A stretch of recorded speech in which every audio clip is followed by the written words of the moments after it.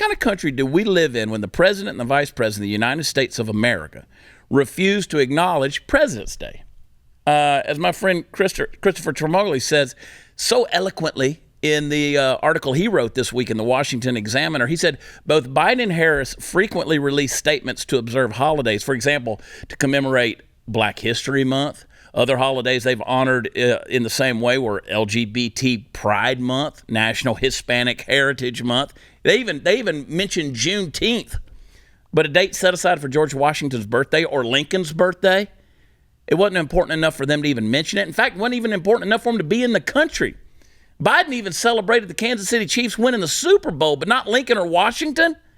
Now, incidentally, on a day meant to honor our country's greatest leaders, Biden and Harris were too busy focusing on a war in Ukraine, a tragic and immoral act of aggression by Russia, we have to say that, but also one that has nothing to do with the United States. So Biden spent President's Day in Ukraine. His statements, his social media posts, everything were about his visit to Ukraine. He didn't even find a spare minute, a moment to pay tribute to Washington or Lincoln, which again, he's not the one doing the tweeting. I get that. I understand that. So that reveals to me there's an agenda by this administration. Now, the reason that this is so significantly sad and pisses me off is because what this is, folks, if you look through the smoke and mirrors, it's a slight towards history.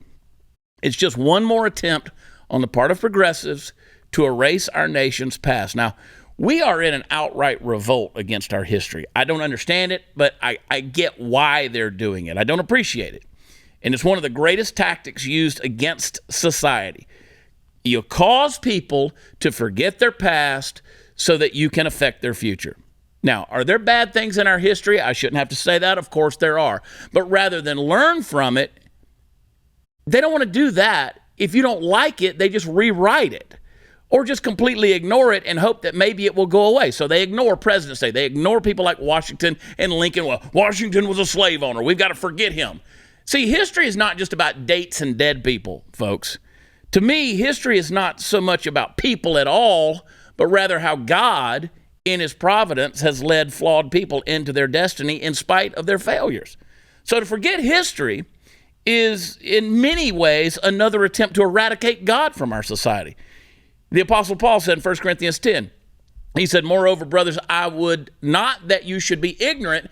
These things were our examples. All these things happened unto them for examples, and they are written for our admonition. He's talking about the past of his people. See, history causes you to do four things. It causes you to look back, it causes you to look up, it causes you to look within, and it causes you to look forward, okay? You look back at your past, you look up towards God, see what he's doing, you look within yourself to see if there's something that needs to change inside of you, and then you look towards a destiny and a future.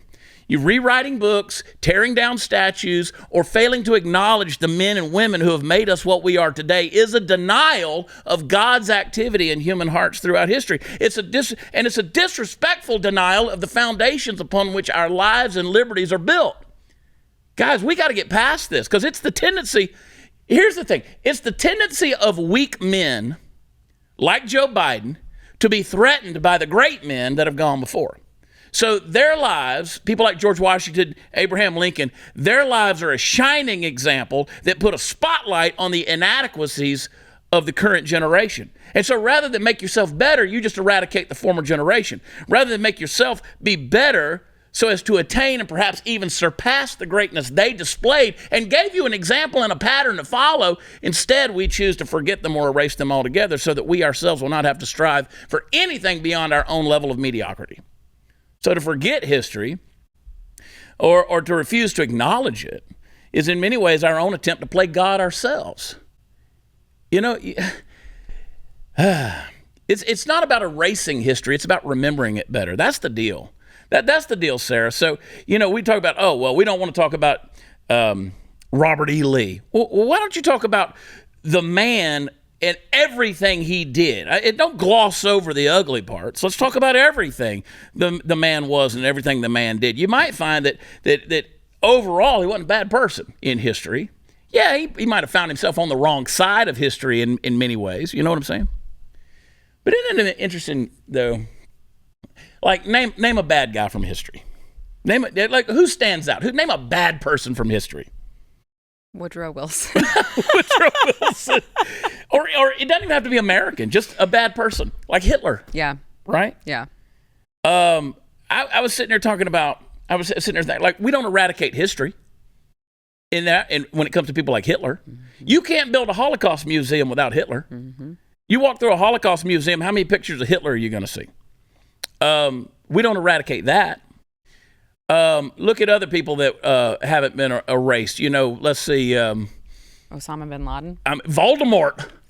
I mean, him whose name shall not be mentioned, right? Yeah. You know how they finally defeated Voldemort? You know how Harry Potter finally beat him?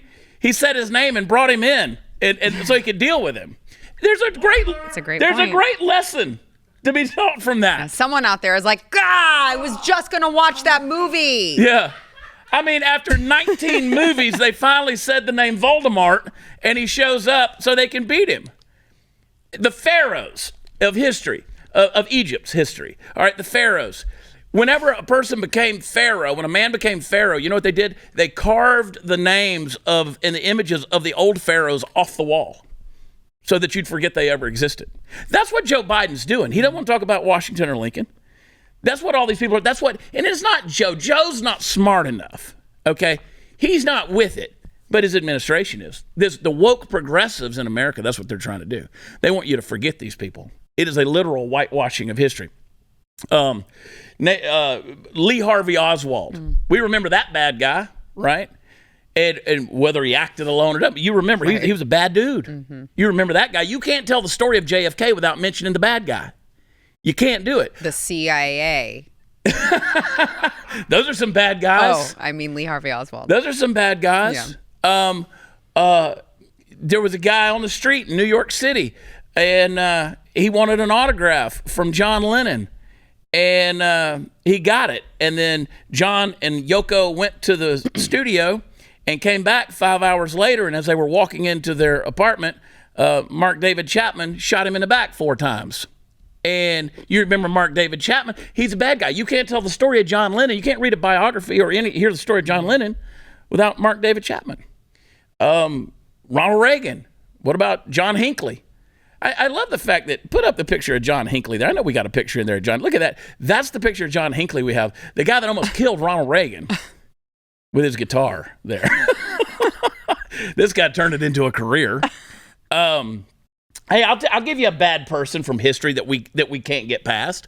Margaret Sanger, the founder of Planned Parenthood.